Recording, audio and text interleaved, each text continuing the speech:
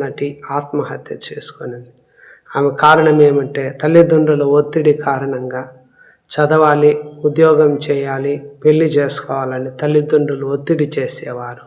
కానీ ఆమె యొక్క ఆశ ఏమిటంటే సీరియల్లో నటించాలి, ఇంకా సినిమాల్లోకి వెళ్ళాలి, బాగా గొప్పగా సంపాదించుకోవాలి, తరువాత వివాహం చేసుకోవాలని ఆశపడింది. కానీ తల్లిదండ్రుల అభిప్రాయం వేరు, సహోదరి యొక్క అభిప్రాయం వేరు.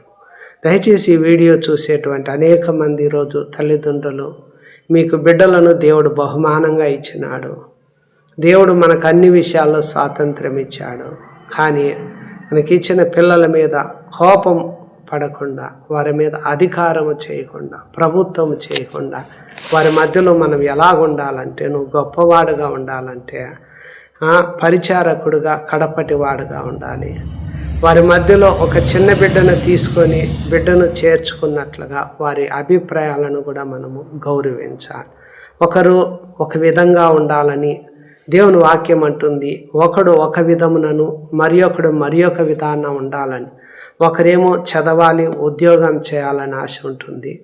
ఇంకొకరికి వచ్చి తమకు తోచినటువంటి వృత్తిని చేయాలని ఆశ ఉంటుంది. పని చేయాలో, లేకుంటే వ్యాపారం చేయాలో, లేకుంటే ఏదైనా ఆర్టిస్టుగా వెళ్ళాలో, లేకపోతే ఏదైనా తనకు నచ్చిన దాన్ని ఆ వ్యక్తి చేయడానికి మనం ఏం చేయాలంటే వారిని ప్రోత్సహించాలి.